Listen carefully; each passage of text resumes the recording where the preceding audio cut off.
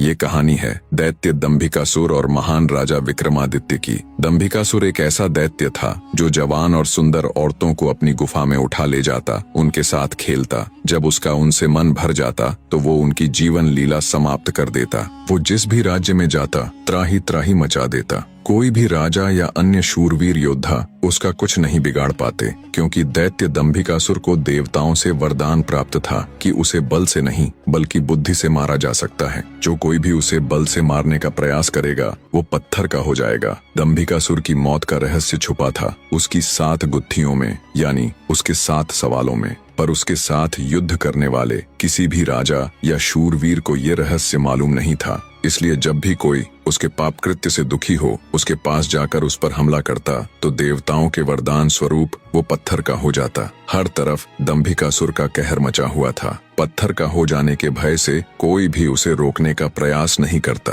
पर कहते हैं ना, जब पाप का घड़ा भर जाता है तो उसके भी फूटने का समय आ ही जाता है। हर जगह अपनी मनमानी कर एक दिन दैत्य दंभिकासुर ने उज्जैन नगरी की तरफ रुख किया। उज्जैन नगरी के ऊपर उस समय महान राजा विक्रमादित्य का शासन था। महाराज विक्रमादित्य न केवल बलशाली थे बल्कि वे बहुत बुद्धिमान भी थे। उन्हें हर प्रकार के कौशल में महारत हासिल थी। उन्हीं दिनों में विक्रमादित्य की नगरी उज्जैन में एक धनी साहूकार रहता था। साहूकार के 2 लड़के थे। बड़े का नाम महेंद्र था और छोटे का लखन। बड़े लड़के का विवाह तो साहूकार ने कर दिया था, पर छोटे बेटे का विवाह करने से पहले ही वो ईश्वर को प्यारे हो गए। पिता के गुजर जाने के बाद कामकाज और व्यापार संभालने की सारी जिम्मेवारी दोनों भाइयों पर आ गई। दोनों भाई दिल लगाकर कारोबार संभालने में लग गए। दोनों भाई जब काम कर शाम को घर आते तो दरवाजे पर खड़ी महेंद्र की पत्नी अपने पति को दाएं हाथ से लोटा भरकर पानी देती और बाएं हाथ से अपने देवर लखन को। एक दिन लखन ने सोचा, भाभी हर रोज मुझे बाएं हाथ से पानी पीने को देती है, आज मैं उनके दाएं हाथ से पानी पीऊंगा। शाम को जब दोनों भाई काम से लौटे तो लखन अपनी भाभी के बाएं हाथ से पानी पीने के लिए अपने खड़े होने के स्थान को बदलकर अपने बड़े भाई महेंद्र की जगह पर खड़ा हो गया और बड़ा भाई महेंद्र उसकी जगह पर खड़ा हो गया। लखन की भाभी जब उनको पानी देने के लिए आई तो उसने एक हाथ को दूसरे हाथ के ऊपर से करते हुए दाएं हाथ का लोटा अपने पति को दे दिया और बाएं हाथ में पकड़ा हुआ लोटा लखन को दे दिया। ये देख, लखन बोला, भाभी आज मैंने भैया के स्थान पर खड़ा होकर सीधे हाथ से दिया हुआ पानी पीना चाहा, परंतु आपने अपने हाथों को बदलते हुए मुझे बाएं हाथ से ही पानी दिया। आप मुझे बताएं, आपने ऐसा क्यों किया? लखन की बात सुनकर उसकी भाभी ने उत्तर दिया, अगर तुम्हें सीधे हाथ का दिया हुआ पानी ही पीना है तो तुम भी अपने लिए सीधे हाथ से पानी पिलाने वाली ले आओ। भाभी की कही हुई बात लखन को चुभ गई। वह बिना पानी पिए ही भाभी से कहने लगा, ये लो तुम अपना पानी का लोटा और मैं यहाँ से जा रहा हूँ और अब मैं तभी वापस आऊंगा जब मुझे सीधे हाथ से पानी देने वाली मिल जाएगी, वरना अपनी शक्ल नहीं दिखाऊंगा। इतना कहकर वो तुरंत मुड़ा और चल पड़ा। ये देख उसके बड़े भाई महेंद्र ने उसे रोकने की बहुत कोशिश की, पर वो नहीं माना और बोला, नहीं भैया, अब तो तभी वापस आऊंगा जब मुझे मेरे योग्य पत्नी मिल जाएगी। इतना कहकर वो घर छोड़कर चल दिया। चलते चलते वह अपने नगर से दूर कांचीपुरम शहर में पहुंच गया। कांचीपुरम का राजा चंद्रसेन एक धार्मिक विचारों वाला व्यक्ति था। उसके राज्य में चारों ओर अमन शांति का माहौल था, परंतु फिर भी राजा चंद्रसेन हमेशा दुखी रहता था। राजा के दुख का कारण था उसकी जवान बेटी चंद्रकला का स्वास्थ्य। चंद्रकला दिखने में तो अत्यंत खूबसूरत थी, पर उसे एक असाध्य रोग ने घेर रखा था, जिस कारण राजकुमारी हमेशा अचेत अवस्था में रहती थी। राजा ने बहुत सारे हकीम और वैद्य राजकुमारी को ठीक करने के लिए लगा रखे थे, लेकिन उनमें से कोई भी राजकुमारी को ठीक नहीं कर पा रहा था। ठीक कर पाना तो दूर, वे राजकुमारी चंद्रा की बीमारी तक नहीं ढूंढ पा रहे थे। राजा को हमेशा यही दुख सताए जाता कि उसकी बेटी का क्या होगा। जब सभी प्रकार के वैद्यों, हकीमों और पूजा पाठ तंत्र मंत्र से भी राजकुमारी चंद्रकला को कोई फायदा नहीं हुआ, तो राजा ने अपने राज्य में यह घोषणा करवा दी कि जो व्यक्ति मेरी बेटी को ठीक करेगा, मैं उसके साथ ही अपनी बेटी चंद्रकला का विवाह कर दूंगा और उसे अपना आधा राज्य भी दूंगा। लखन जब राज्य की राजधानी में पहुंचा तो उसने देखा कि वहां हर तरफ राजकुमारी की चर्चा हो रही थी। राज्य का हर कोई व्यक्ति राजा की घोषणा और राजकुमारी की बीमारी की बात कर रहा था। जब लखन ने एक व्यक्ति से इस बारे में पूछा तो व्यक्ति ने राजकुमारी की बीमारी से लेकर राजा की घोषणा घटना तक का सारा किस्सा लखन को बताया। सारी बातें सुन लखन कुछ देर वहां खड़ा विचार करता रहा। फिर कुछ सोचकर वो राजमहल की तरफ चल पड़ा। एक जिंदा सांप राजा की लड़की के पेट में रहता था। सांप ने राजा की लड़की को अपने वश में किया हुआ था। जब रात होती तो वो कुछ देर के लिए राजकुमारी के मुख से बाहर निकलकर जंगल की तरफ चला जाता और सुबह होने से पहले ही वो फिर से उसके अंदर चला जाता। राजकुमारी इस बात से बिल्कुल अनजान थी कि उसके अंदर एक सांप ने डेरा डाला हुआ है। अनजाने में वो पूरी तरह से उस नाग के वश में थी। राजमहल में किसी को भी इस बात की भनक तक नहीं थी कि राजकुमारी के अंदर एक 7 फुट का सांप रहता है। सभी यही समझते कि पता नहीं राजकुमारी को क्या बीमारी लग गई जिसके कारण वो हमेशा अचेत रहती है। बड़े से बड़े वैद्य और हकीम भी इस बात का पता नहीं लगा पाए। लखन जब राजमहल के अंदर गया तो उसने देखा कि वहां पर बहुत सारे वैद्य और हकीम राजकुमारी को ठीक करने के लिए लगे हुए हैं। एक कोने में खड़े होकर चुपचाप लखन ये सारा माजरा देखने लगा। जब शाम का समय हुआ तो सभी हकीम और वैद्य धीरे धीरे करके वहां से चले गए। तब लखन राजा के मंत्री के पास गया और बोला, मंत्री महोदय, सभी अपना प्रयास कर चुके हैं, अब एक मौका मुझे भी दिया जाए। लखन की बात सुन मंत्री उसे अपने साथ ले राजा के पास जाता है और लखन का प्रस्ताव राजा के सामने रखता है। बेचारा हर तरफ से निराश हो चुका राजा एक बार अनमने ढंग से लखन की तरफ देखता है, फिर दुखी मन से कहता है, बताओ तुम मेरी बेटी का इलाज किस प्रकार करोगे।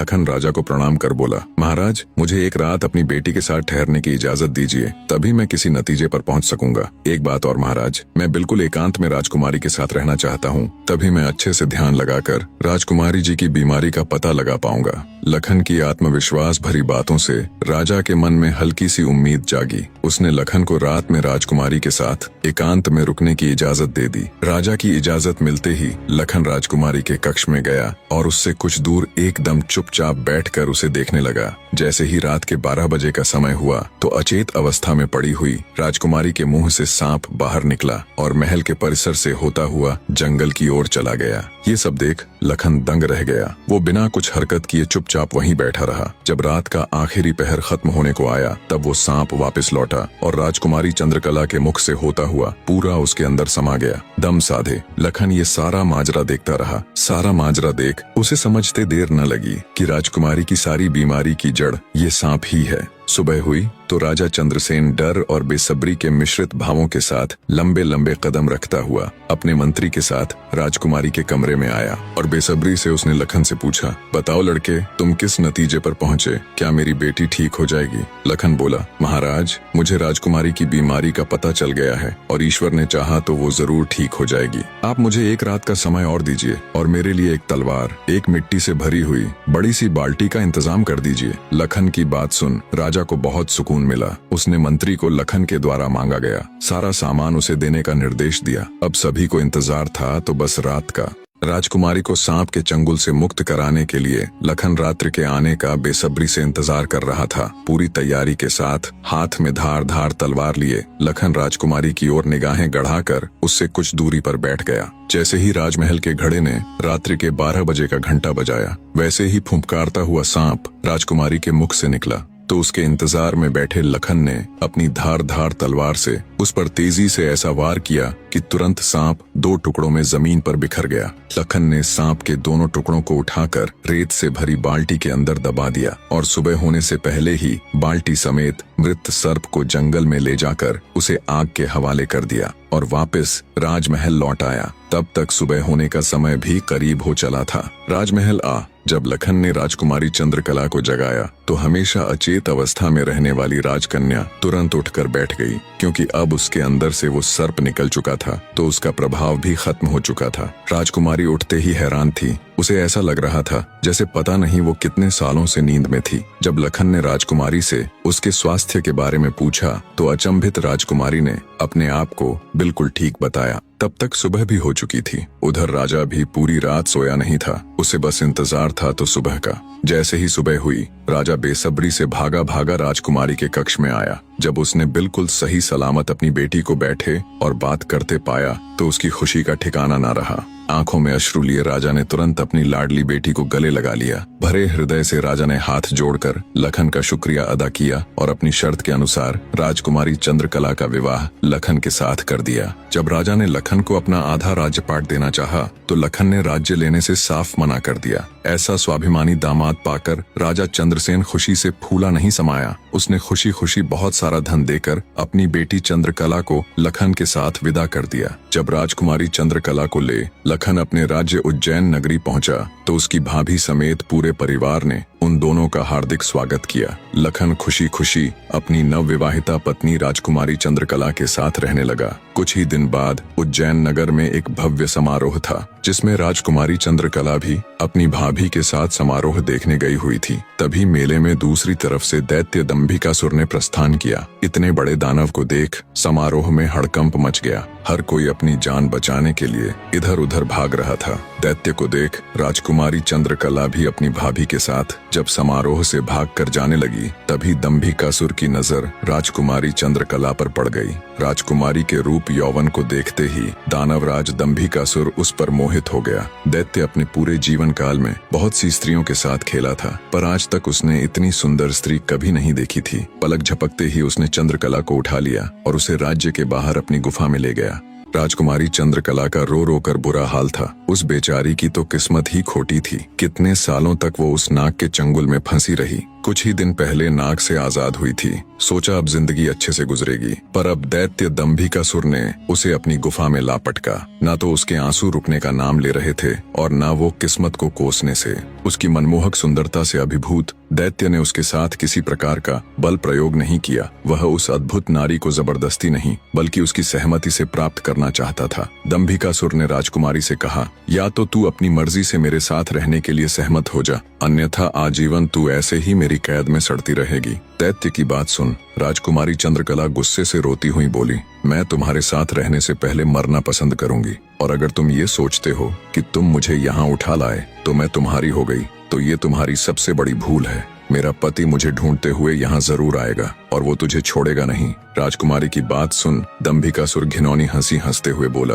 लगता है तुम पागल हो गई हो। मैंने तुम्हें यहाँ 7 तालों के भीतर बंद किया है। यहाँ तक किसी का भी पहुँचना असंभव है, और अगर गलती से कोई यहाँ तुझे ढूंढता हुआ आ भी गया तो मैं उसे एक कीड़े की तरह मसल दूंगा। ये तो तेरी सूरत मुझे भा गई, वरना अब तक तू भी कब की ऊपर जा चुकी होती। तेरी भलाई इसी में है कि तू स्वेच्छा से मेरी बात मान जा, वरना अंजाम बहुत बुरा होगा। इतनी बात कह दंभिकासुर वहाँ से चला गया। उधर जब मेले से दंभिकासुर राजकुमारी को उठाकर ले गया था तो लखन की भाभी बेचारी बेबस और लाचार सी बस उसे देखती रह गई। बहते अश्रुओं के साथ वो घर जाती है और सारा किस्सा लखन को कह सुनाती है। भाभी की बात सुन लखन के पैरों नीचे से जमीन सरक जाती है। वो तुरंत भारी कदमों से अपनी पत्नी चंद्रकला को खोजने निकल पड़ता है। कई दिनों तक जंगलों और शहरों की खाक छानता भूखा प्यासा लखन अपनी पत्नी को ढूंढता ढूंढता भटक रहा था। तभी उसे एक कुटिया दिखाई देती है। थका हारा लखन जब कुटिया के अंदर जाता है तो उसे अंदर एक साधु बाबा दिखाई देते हैं। लखन उनको प्रणाम कर वहीं बैठ जाता है। लखन की हालत देख महात्मा जी ने पहले उसे अच्छे से जलपान कराया और फिर बोले, बेटा तुम कौन हो और यहाँ जंगलों में क्यों भटक रहे हो। तब लखन महात्मा जी को अपनी सारी व्यथा कह सुनाता है। लखन की सारी दास्तान सुन महात्मा जी बोले, बेटा तुम जिस राक्षस की बात कर रहे हो उसका नाम दैत्य दंभिकासुर है। वो जहाँ भी जाता है तबाही मचा देता है। आज तक उसे कोई भी परास्त नहीं कर पाया। जिसने भी उससे मुकाबला करने की कोशिश की वो पत्थर का बन गया। इसलिए मेरी सलाह मानो और वापस अपने घर लौट जाओ, इसी में तुम्हारी भलाई है। उसके पीछे जाकर क्यों अपने प्राण गंवाते हो। साधु की बात सुन क्षण भर के लिए लखन सन्न रह जाता है। थोड़ी देर बाद धड़कते दिल के साथ उठकर वो महात्मा जी के चरण पकड़ लेता है। उसकी आंखों में डर और साहस के मिश्रित भाव थे। अपनी पत्नी को याद कर लखन ने आंखों में आंसू भरकर कहा, नहीं महाराज, मैं ऐसा कदापि नहीं कर सकता। मेरी पत्नी उस दैत्य के चंगुल में है और उसे छुड़ाने के लिए मैं कुछ भी कर सकता हूँ। हे साधु बाबा, अब आप ही मेरी आखिरी उम्मीद हैं। घर तो मैं नहीं जाऊंगा, चाहे मेरे प्राण ही क्यों न चले जाएं। लखन की बात सुन साधु महाराज ने गहरी सांस ली और कुछ पल सोचने के बाद कहा, देख लो बेटा, मैं एक बार फिर कह रहा हूँ, उस दैत्य के सामने तुम्हारे बचने की संभावना बहुत कम है। लखन बोला, महाराज मुझे मेरे प्राणों की जरा सी भी फिक्र नहीं है। आप तो बस मुझे उस तक पहुँचने का मार्ग बताए कृपया। लखन के दृढ़ निश्चय को देख महात्मा जी ने फैसला किया कि वे उसकी मदद करेंगे। गहरी सांस लेते हुए वे बोले, तो सुनो बेटा, दैत्य दंभिकासुर कोई साधारण राक्षस नहीं है। उसने सालों तपस्या करके देवताओं को प्रसन्न कर उनसे वरदान प्राप्त किया है कि जो कोई भी प्राणी उस पर हमला करेगा तो वह तुरंत पत्थर का बन जाएगा। उसे पराजित करने का सिर्फ एक ही उपाय है, वो है उसकी 7 गुत्थियों को हल करना,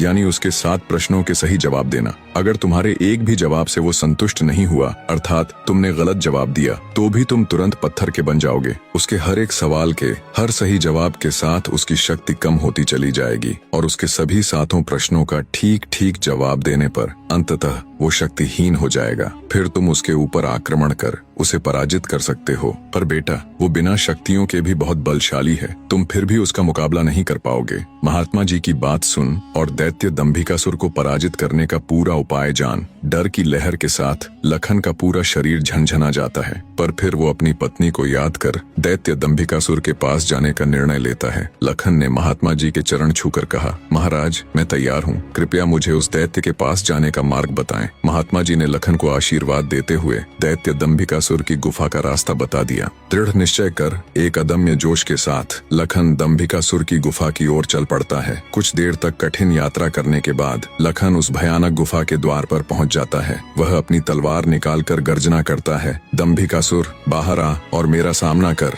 लखन की ललकार सुनकर दंभिकासुर गुफा से बाहर आता है और क्रोध में दहाड़ता है, कौन मूर्ख है जो मेरी शांति को भंग कर रहा है। भारी भरकम विशालकाय दानव को देख लखन के पूरे शरीर में सिरहन दौड़ गई। हिम्मत जुटाते हुए लखन बोला, हे दुष्ट राक्षस, मैं उस स्त्री का पति हूँ जिसे तू बलपूर्वक उठाकर लाया है। पूछ तेरे वो 7 सवाल, मैं जवाब देने के लिए तैयार हूँ। सवालों की बात सुन दंभिकासुर चौंक गया, फिर कुछ सोचकर बोला, ओ तो तू उस धूर्त साधु से मिलकर आया है, उसी ने तुझे मेरे रहस्य का पता बताया है। पर अब क्या फायदा, मैं तेरी फूल सी पत्नी को तो कच्चा ही निगल गया हूँ। क्या स्वादिष्ट मांस था उसका। दैत्य दंभिकासुर का इतना कहना था कि लखन अपना आपा खो बैठा और आगे बढ़कर पूरी ताकत के साथ तलवार से दैत्य पर वार किया। लेकिन जैसे ही उसकी तलवार दैत्य को छूती है, देवताओं के वरदान के कारण वो भी तुरंत पत्थर का बन जाता है। दैत्य दंभिकासुर छल कपट से झूठ बोलकर पत्थर का बना देता है। लखन के पत्थर का बनते ही दैत्य दंभिकासुर जोर जोर से शैतानी हंसी हंसता है। बड़ा आया था मेरी 7 गुत्थियों को सुलझाने वाला।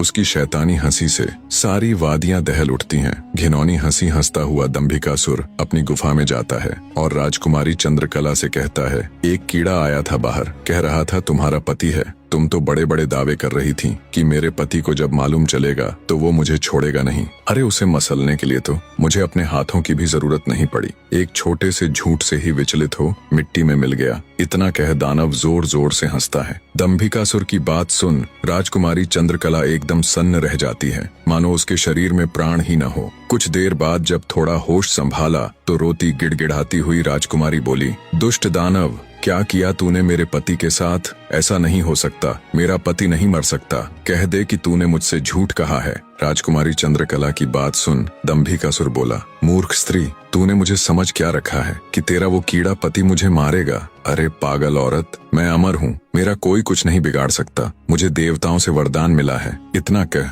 दंभिकासुर राजकुमारी के बिल्कुल पास जाकर बोला, अब तो तेरा पति भी नहीं रहा, अब तो मेरी बात मान ले। दानव की बात का कोई प्रतिवचन दिए बिना बेचारी राजकुमारी बेजान सी धरती पर गिर पड़ती है। उसकी आंखों से लगातार अश्रु बह रहे थे। उधर जब अपनी पत्नी को खोजने गया लखन कई दिनों तक घर नहीं लौटा तो उसके परिवार वाले अत्यंत चिंतित थे। लखन की माँ और उसकी भाभी का तो रो रो कर बुरा हाल था। लखन का बड़ा भाई महेंद्र भी गहरी चिंता में था। अंततः कुछ भी न सूझने पर महेंद्र अपने अनुज भाई लखन को खुद ढूंढने का निश्चय कर अपनी माता व पत्नी से आज्ञा ले घर से चल पड़ता है। बड़ा भाई महेंद्र लखन की खोज में जंगल में भटकते हुए उसी साधु की कुटिया पर जा पहुंचा। उसने महात्मा जी को प्रणाम किया और थोड़ी देर सुस्ताने के लिए वहीं साधु की कुटिया के बाहर बैठ गया। महेंद्र को देख महात्मा जी ने उससे पूछा, हे वत्स, तुम इस निर्जन जंगल में क्यों भटक रहे हो। तो महेंद्र ने शुरू से अंत तक सारा वृत्तांत महात्मा जी को सुनाया। सारा वृत्तांत सुन महात्मा जी के चेहरे पर चिंता की लकीरें उभर आईं।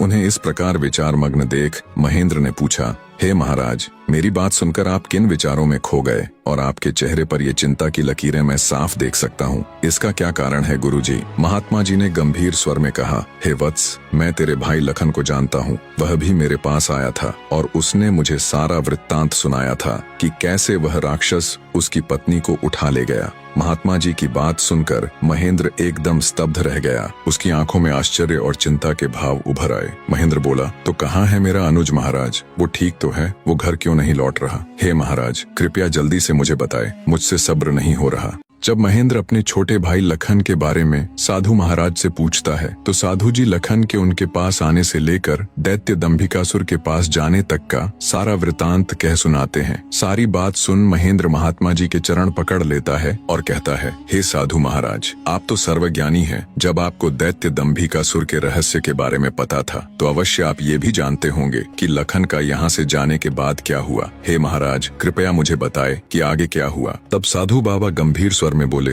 हे वत्स, आगे वही हुआ जिसका मुझे पहले से ही भय था। मैंने लखन को जाने से पहले बार बार समझाया था और उसे अच्छी तरह से उस दुष्ट दानव की शक्तियों से अवगत भी करवाया था, पर उसने मेरी बात नहीं मानी और अपनी पत्नी को बचाने के लिए उस दैत्य से भिड़ गया। फलस्वरूप उस धूर्त दानव ने छल कपट से उसे भी पत्थर का बना दिया। इतना सुनते ही महेंद्र को कांटो तो खून नहीं, उसका चेहरा एकदम से पीला पड़ गया और हल्क सूख गया। कुछ दिन पहले ही तो उनके पिताजी उन्हें छोड़कर चले गए थे और अब उसे जान से भी प्यारा छोटा भाई लखन भी पत्थर का बन गया। उसकी हालत देख महात्मा जी उसे सांत्वना देते हुए बोले, बेटा अब क्या हो सकता है, होनी को कौन टाल सकता है। महेंद्र तो जैसे शून्य में था, मानो उसके शरीर में प्राण ही ना हो। कुछ देर तक वहाँ घोर सन्नाटा छाया रहा। कुछ होश ठिकाने आने पर आंखों में अश्रु लिए महेंद्र बोला, हे महाराज, अब आप ही मेरी मदद कीजिए और मुझे रास्ता दिखाए जिससे मेरा अनुज फिर से अपने मानव रूप में लौट आए। महेंद्र की बात सुन महात्मा जी बोले, बेटा ऐसा तो कोई रास्ता नहीं है। जैसा कि मैंने बताया, उस दुष्ट दानव की 7 गुत्थियों का जवाब देना ही इस समस्या का एकमात्र हल है। कोई व्यक्ति जब उसके सभी सवालों के जवाब देकर उसे पराजित कर मौत के घाट उतार देगा, तब तुम्हारा भाई लखन ही नहीं बल्कि उस मक्कारी दैत्य द्वारा श्रापित किए गए सभी जीव अपने वास्तविक रूप में लौट आएंगे। महेंद्र बोला, महाराज, आप तो सर्वशक्तिमान हैं, फिर आप ऐसा क्यों नहीं करते?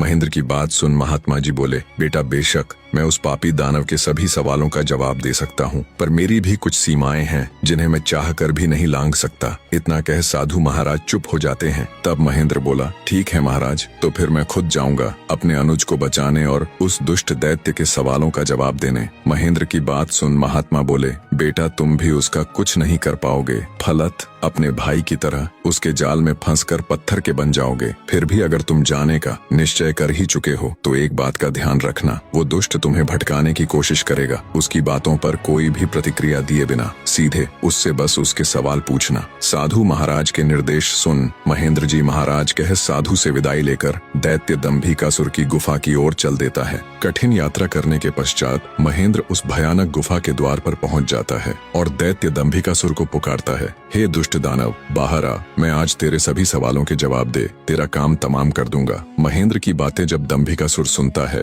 गुस्से से लाल पीला हो दंभिकासुर गुफा से बाहर आकर दहाड़ने लगा। अब कौन मूर्ख मेरे हाथों से मरने आया है। उसकी दहाड़ इतनी शक्तिशाली थी कि पूरा जंगल थर्रा उठा। महेंद्र ने भी जब दैत्य के विकराल रूप को देखा तो क्षण भर के लिए तो वो भी ठिठका, पर फिर गुस्से से गर्जना करते हुए बोला, तो तू है वो दुष्ट राक्षस जिसने मेरे भ्राता की धर्मपत्नी का हरण किया और मेरे अनुज को पत्थर का बना दिया। दुष्ट दानव, आज तेरा अंत निश्चित है। पूछ फरेबी राक्षस, कौन से हैं तेरे वो 7 सवाल, मैं भी तो जानूं। दंभिकासुर घिनौनी हंसी हंसते हुए बोला, ओह, तो तू उस निकम्मे कीड़े का भाई है जो मेरे शाप की भेंट चढ़ गया। लगता है तेरा भी जीने से मन भर गया, जो तू सब जानते हुए भी यहाँ आया। महेंद्र क्रोध से दांत पीसते हुए बोला, घिनौने राक्षस, बातों में वक्त जाया मत कर। मैं तेरी बातों में आने वाला नहीं हूँ। जल्दी से पूछ तेरे वो सवाल, नहीं तो मैं तुझे इसी क्षण यमलोक पहुंचा दूंगा। ये सुन दंभिकासुर घिनौनी हंसी हंसकर नृत्य करते हुए बोला, सुन मूर्ख, मैंने तेरे भाई की पत्नी के साथ खूब विहार किया और जब मेरी इच्छा पूर्ण हुई तो उसके मांसल शरीर को कच्चा ही भक्षण कर लिया। क्या स्वादिष्ट मांस था उसका। अब तेरी बारी है, पर तुझे तो मैं पत्थर भी नहीं बनाऊंगा, सीधे तेरे टुकड़े टुकड़े कर डालूंगा। दैत्य दंभिकासुर के बोले गए ये बोल महेंद्र की छाती में किसी भाले की तरह लगे। अपने भ्राता की पत्नी के बारे में कहे गए शब्दों से उसके तन बदन में आग लग गई। सब कुछ अच्छे से जानते हुए भी महेंद्र अपने ऊपर काबू नहीं रख सका और दैत्य दंभिकासुर को मारने के लिए तेजी से उसकी तरफ लपका। जैसे ही उसने दैत्य के ऊपर अपनी पूरी ताकत लगा तलवार से वार किया, वैसे ही अपने भाई की तरह पल भर में वो भी पत्थर का बन गया। उसके पत्थर का बनते ही दंभिकासुर हंसते हुए बोला, तुम दोनों भाइयों की किस्मत में यही था कि तुम दोनों युगों युगों तक मेरी गुफा के प्रहरी बनकर रह जाओगे। इतना बुदबुदाकर दंभिकासुर अपनी गुफा में जाता है और राजकुमारी चंद्रकला को भी ये सब बता देता है और कहता है, तेरे दोनों रक्षक तो मेरे सामने ढेर हो गए, अब तू किसकी आस लगाए बैठी है, मूर्ख स्त्री। राजकुमारी चंद्रकला के रो रोकर आंसू सूख चुके थे, अब बचा था तो केवल क्रोध और ज्वाला। जलती हुई आंखों के साथ गुस्से में दहाड़ती हुई राजकुमारी बोली, दुष्ट राक्षस, तू क्यों इतना खुश हो रहा है? मुझे तेरा अंत साफ नजर आ रहा है, देख मेरी आंखों में। राजकुमारी चंद्रकला के तेवर देख और उसकी बात सुन दंभिकासुर विचलित सा हो जाता है और बिना कुछ कहे ही वहां से चला जाता है। उधर लखन महेंद्र के घर में तो लखन के न आने से पहले ही मातम पसरा हुआ था। ऊपर से अब महेंद्र भी वापस नहीं लौटा तो उसकी पत्नी और माँ का बुरा हाल था। अंततः महेंद्र की पत्नी अपनी सासू माँ से कहती है, माँ जी, आखिर कब तक हम ऐसे ही रोते बिलखते उनका इंतजार करते रहेंगे? बहू की बात सुन बुढ़िया माँ बोल पड़ी, तो और बेटी हम कर भी क्या सकते हैं इसके सिवाय? महेंद्र की पत्नी बोली, हम अपने राजा के पास जाकर उनको ये सब बताएंगे, वो अवश्य हमारी मदद करेंगे। बहू की बात बूढ़ी माँ को उचित लगी। दोनों तुरंत राजा विक्रमादित्य के पास चल पड़ती हैं। कहानी का अगला अध्याय भी बहुत जल्दी आने वाला है, बने रहे।